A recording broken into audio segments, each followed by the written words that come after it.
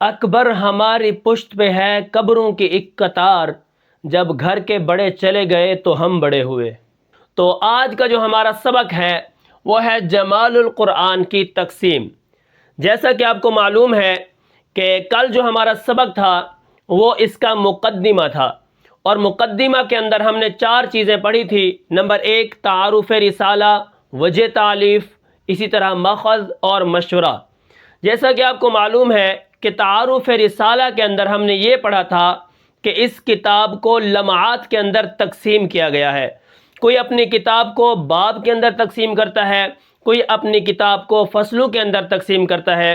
تو یہاں پر حضرت مصنف نے اپنے جمال القرآن رسالہ کو لمعات کے اندر تقسیم کیا ہے، اور اس کتاب کے اندر 14 لمعات ہیں، اور لمع کا معنی روشنی کے آتے ہیں، اور ان 14 لمعات کو انہوں نے چاند کے ساتھ تشبیہ دی ہے کہ جیسے چاند 1 تاریخ کا ہوتا ہے، 2 تاریخ کا، اسی طرح 3 تاریخ کا، چلتے چلتے 14 کو وہ مکمل ہو جاتا ہے۔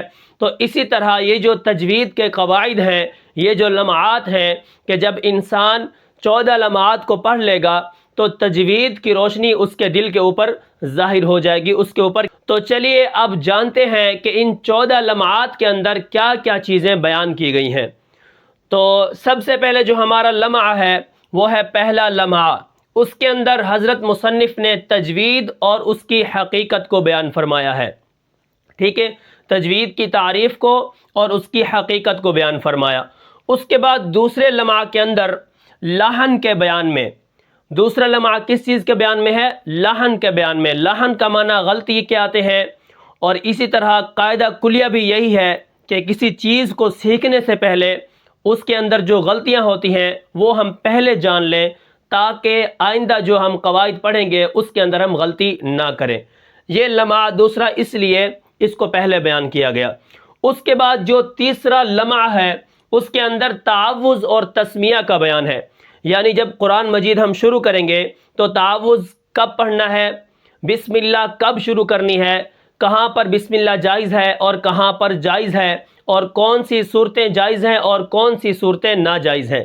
تو یہ تیسرا لمحہ تعوذ اور تسمیہ کے بیان میں ہے۔ اس کے بعد حضرت مصنف نے چوتھے لمحہ کے اندر مخارج کا بیان فرمایا ہے۔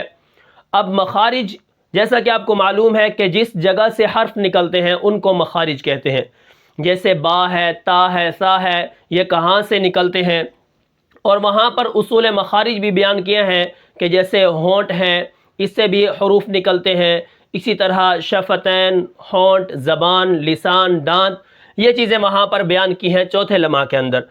اس کے بعد 5ویں لمحہ کے اندر صفات لازمہ کا بیان ہے۔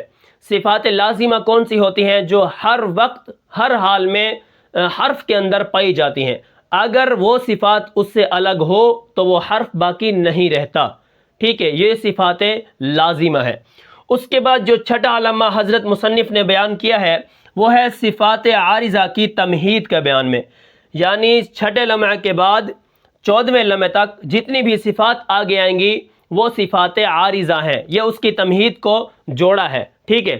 اس کے بعد 7واں لمحہ جو ہے وہ لام کے قاعدوں میں ہے کہ لام کب موٹا ہوتا ہے اور کب باریک ہوتا ہے۔ اسی طرح آگے جو ہے 8واں لمحہ، اس کے اندر را کے قاعدوں کو بیان فرمایا ہے کہ را کتنے حالتوں میں پر ہوتی ہے، را کتنے حالتوں میں باریک ہوتی ہے۔ اس کے بعد جو 9واں لمحہ ہے اس کے اندر میم ساکن اور مشدد کے بیان میں۔ اسی طرح میم ساکن کے بعد اگر کوئی حرف آ جائے تو اس کو ہم نے کیا کرنا ہے، اسی طرح اگر میم مشدد ہو تو اس کے اندر غنہ ضروری ہوتا ہے، اور غنہ کی مقدار بتائی ہے، اور اسی طرح غنہ کا طریقہ بھی بتایا ہے۔ اس کے بعد جو ہمارا 10واں لمحہ ہے وہ ہے نون ساکن اور مشدد کے بیان میں۔ جیسا کہ آپ کو معلوم ہے کہ نون ساکن کے 4 احکام ہیں، اسی طرح اظہار، اخفاء، ادغام، اقلاب، ٹھیک ہے، ان کی وضاحت فرمائی ہے کہ نون ساکن اور نون تنوین کے بعد اگر میم آ جائے، نون ساکن اور نون تنوین کے بعد اگر واو آ جائے، نون ساکن اور نون تنوین کے بعد اگر دوسری نون آ جائے، اسی طرح حروف حلقی میں سے کوئی حرف آ جائے، الف تو آ نہیں سکتا، باقی جتنے بھی حروف آئیں گے تو وہاں پر کسی کے قاعدے میں اظہار کا قاعدہ پایا جائے گا، کسی میں ادغام کا قاعدہ پایا جائے گا، کسی میں اخفاء کا قاعدہ پایا جائے گا، اور کسی کے اندر اقلاب کا قاعدہ پایا جائے گا۔ تو یہ سارا 10ویں لمحہ کے اندر ہے۔ اس کے بعد 11ویں لمحہ کے اندر مد کا بیان ہے۔ مد، جیسا کہ آپ کو معلوم ہے کہ قرآن مجید ہم جب کھولتے ہیں تو وہاں پر مدات نظر آتی ہیں، اور ہمیں تو صرف 2 نظر آتی ہیں۔ جیسا کہ آپ کو معلوم، قالوا آمنا، ایک یہاں پر مد ہمیں نظر آتی ہے، دوسری اذا جاء نصر اللہ۔ ٹھیک ہے، اب اللہ کے نام پہ جو میں نے وقف کیا ہے وہاں پر میں نے مد کی ہے بڑی۔ اب یہ مد وہاں پہ لکھی ہوئی تو نہیں ہے، اذا جاء جیم کے اوپر مد لگی ہوئی ہے۔ تو 11ویں لمحہ کے اندر مد کا بیان ہے۔ اسی طرح مد جو ہیں قرآن مجید کے اندر 10 ہیں۔ ٹھیک ہے، یہاں پر تو ہمیں صرف 2 نظر آتی ہیں، لیکن اصل میں کیا ہیں، 10 مدات ہیں جو ہم قرآن مجید کے اندر کرتے ہیں، جیسے مد عارض وقفی ہو گئی، مد عارض لین وقفی ہو گئی، مد لازم ہو گئی، کلم مستقل، کلم مخفف۔ تو یہ ساری مدات ہم 11ویں لمحہ کے اندر پڑھیں گے۔ اب 12واں لمحہ کے اندر حمزہ کے قاعدوں ہیں۔ ٹھیک ہے، اب 12واں لمحہ کیا ہے، حمزہ کے قاعدوں میں ہے، اور اسی طرح جو 13واں لمحہ ہے وہ وقف کے قاعدوں میں ہے کہ آخر میں وقف کون سا کریں، وقف بالروم ہے، وقف بالاشمام ہے، وقف بالاسکان ہے، اور اسی طرح وقف بالسکون ہے، وقف بالابدال ہے۔ تو وہاں پر سارے وقف کے قاعدے بیان کیے ہیں 13ویں لمحہ کے اندر۔ اور 14ویں لمحہ کے اندر حضرت مصنف نے فوائد متفرقہ و ضروریہ کو بیان فرمایا ہے۔ تو یہ ہے جو ہم کتاب پڑھنے والے ہیں، یہ تھوڑی سی اس کی تفصیل ہے، یعنی حضرت مصنف نے جو یہاں پر پہلا لمحہ سے لے کر 14 لمحات جو بیان کیے ہیں، جس کی روشنی کو ہم لے کے چلیں گے، تو میں نے مختصر تھوڑی سی آپ کو یہ وضاحت کر دی ہے کہ ہم اس طرح اس کو ساتھ ساتھ لے کے چلیں گے۔ پہلا لمحہ کے اندر جو بھی چیزیں آئیں گی پہلے ہم اس کو جانیں گے، اس کے بعد ہم دوسرا لمحہ پڑھیں گے، پھر تیسرا لمحہ، چوتھا لمحہ، 5واں لمحہ۔